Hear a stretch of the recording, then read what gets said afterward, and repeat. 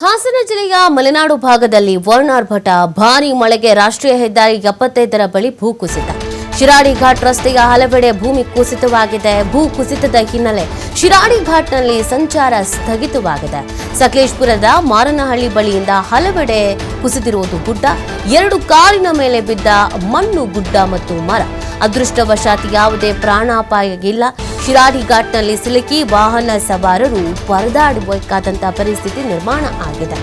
ಭಾರಿ ಮಳೆಗೆ ಭೂಮಿ ಕುಸಿತ ಇದೆ.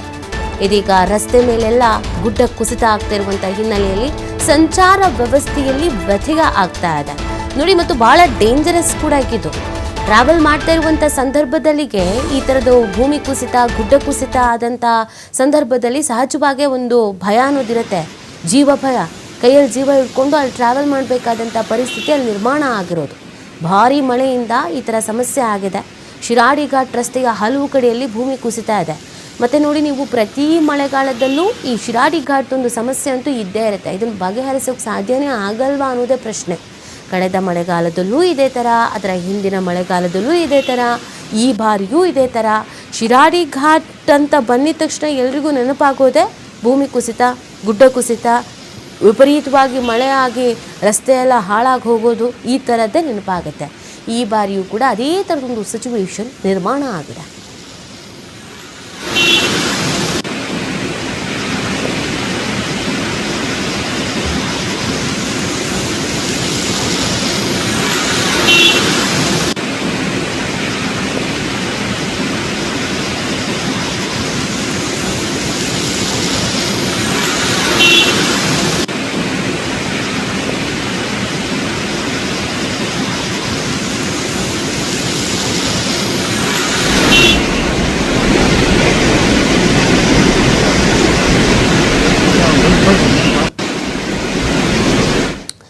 ಹಾಸನದ ಸಕಲೇಶಪುರ ಪಶ್ಚಿಮ ಘಟ್ಟದಲ್ಲಿ ಭಾರೀ ಮಳೆ. ಸಕಲೇಶಪುರದ ಯಡಕುಮರಿ ಬಳಿ ರೈಲ್ವೆ ಹಳಿ ಮೇಲೆ ಮಣ್ಣು ಕುಸಿತವಾಗಿದೆ.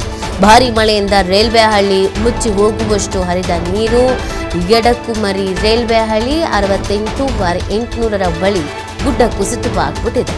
ಮಣ್ಣು ಕುಸಿತವಾಗಿರೋದ್ರಿಂದ ಬೆಂಗಳೂರು ಮಂಗಳೂರು ರೈಲು ಮಾರ್ಗದ ನಡುವೆ ಇದೀಗ ಸಮಸ್ಯೆ ಉಂಟಾಗ್ತಾ ಇರೋದು. ಮಂಗಳೂರು ರೈಲು ಸಂಚಾರವೂ ಕೂಡ ಇದರಲ್ಲಿ ವ್ಯತ್ಯಯ ಆಗ್ತಾ ಇದೆ ಅನ್ನೋದ್ರ ಬಗ್ಗೆ ಮಾಹಿತಿ ಸಿಗ್ತಾ ಇದೆ. ವಿಪರೀತವಾಗಿ ಮಳೆ ಆಗ್ತಿರುವಂತಹ ಹಿನ್ನೆಲೆಯಲ್ಲಿ ಗುಡ್ಡ ಕುಸಿತವಾಗ್ತಾ ಇದೆ, ಮಣ್ಣು ಕುಸಿತವಾಗ್ತಾ ಇದೆ. ರೈಲ್ವೆ ಟ್ರ್ಯಾಕ್ ಮೇಲೇ ಮಣ್ಣು ಕುಸಿತ ಆಗಿರುವಂಥ ಹಿನ್ನೆಲೆಯಲ್ಲಿ ಇದೀಗ ಸಂಚಾರ ವ್ಯವಸ್ಥೆಯಲ್ಲಿ ವ್ಯತ್ಯಯ ಆಗ್ತಾ ಇದೆ. ಇದು ನೋಡಿ, ಪ್ರಮುಖವಾಗಿ ಮಂಗಳೂರು ಮತ್ತು ಬೆಂಗಳೂರು ಈ ಭಾಗದ ರೈಲ್ವೆ ಸಮಯದಲ್ಲೂ ಕೂಡ ವ್ಯತ್ಯಯ ಆಗ್ತಾ ಇದೆ ಅನ್ನೋದ್ರ ಬಗ್ಗೆ ಮಾಹಿತಿ ಸಿಗ್ತಾಗಿದೆ.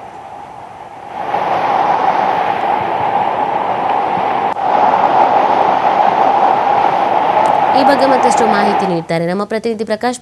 ಸದ್ಯದ ಪರಿಸ್ಥಿತಿ ಏನಿದೆ? ಈಗ ಸಂಚಾರ ವ್ಯವಸ್ಥೆಯಲ್ಲೆಲ್ಲ ವ್ಯತ್ಯಯ ಆಗ್ತಾ ಇದೆ ಅನ್ನೋದು ಗೊತ್ತಾಗ್ತಾ ಇದೆ. ಎಷ್ಟು ಸಮಯ ಬೇಕಾಗ್ಬೋದು ಇದು ಸರಿ ಆಗೋದಕ್ಕೆ? ಹಾಸನ ಜಿಲ್ಲೆಯ ಮಲೆನಾಡು ಭಾಗದಲ್ಲಿ ಮತ್ತೆ ವರುಣ ತನ್ನ ಆರ್ಭಟವನ್ನು ಮುಂದುವರಿಸಿರುವಂತದ್ದು. ಮಳೆಗೆ ರಾಷ್ಟ್ರೀಯ ಹೆದ್ದಾರಿ 75ರ ಬಳಿ ಒಂದ್ ಕಡೆ ಭೂಕುಸಿತವಾಗಿದೆ. ಇನ್ನೊಂದ್ ಕಡೆ ರಾತ್ರಿ ಇಡೀ ತಡರಾತ್ರಿ ಬೆಂಗಳೂರು ಮತ್ತೆ ಮಂಗಳೂರಿಗೆ ಹೋಗುವಂತಹ ವಾಹನಗಳು, ಸಾವಿರಾರು ವಾಹನಗಳು ಸಾಲುಗಟ್ಟಿ ನಿಂತು ಸಾಕಷ್ಟು ಪ್ರಯಾಣಿಕರಿಗೆ ಸಾಕಷ್ಟು ಕಿರಿಕಿರಿ ಉಂಟಾಯಿತು. ಜೊತೆಗೆ ಒಂದು 3-4 ಗಂಟೆಗಳ ಕಾಲ ರಸ್ತೆಯಲ್ಲಿ ನಿಲ್ಲುವಂತಹ ಪರಿಸ್ಥಿತಿ ಎದುರಾಯಿತು. ತಕ್ಷಣ ತಾಲೂಕು ಆಡಳಿತ ಎಚ್ಚೆತ್ತುಕೊಂಡಿರುವಂತದ್ದು. ಸಕಲೇಶಪುರ ತಾಲೂಕಿನ ಮಾರನಹಳ್ಳಿ ಬಳಿ ಇರ್ತಕ್ಕಂತಹ ರಸ್ತೆ ಏನಿದೆ ಅಲ್ಲಿ ಗುಡ್ಡ ಕುಸಿತಿರುವಂತಹ ಘಟನೆ ನಡೆದಿರುವಂತದ್ದು. ಯಾಕಂದ್ರೆ ನಿನ್ನೆ ವೀಕೆಂಡ್ ಆದಂತಹ ಹಿನ್ನೆಲೆಯಲ್ಲಿ ವಾಹನಗಳ ಓಡಾಟ ಜಾಸ್ತಿ ಇತ್ತು.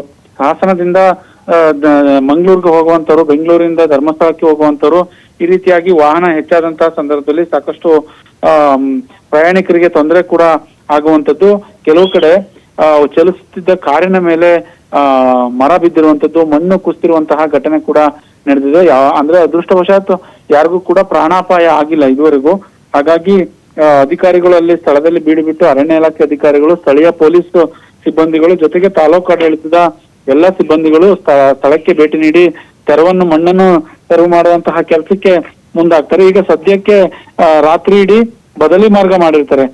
ಅಂದ್ರೆ ಮಂಗಳೂರಿಗೆ ಹೋಗ್ಲಿಕ್ಕೆ ಮತ್ತೆ ಧರ್ಮಸ್ಥಳಕ್ಕೆ ಹೋಗ್ಲಿಕ್ಕೆ ಬದಲಿ ಮಾರ್ಗ ಮಾಡಿದ್ರು. ಆದ್ರೆ ಈಗ ಒಂದು ಸೈಡ್ ವಾಹನವನ್ನು ಕೂಡ ಬಿಡ್ತಾ ಇದ್ದಾರೆ ಅನ್ನುವ ಮಾಹಿತಿ ಸದ್ಯಕ್ಕೆ ಇರುವಂತದ್ದು. ನೀತಿ.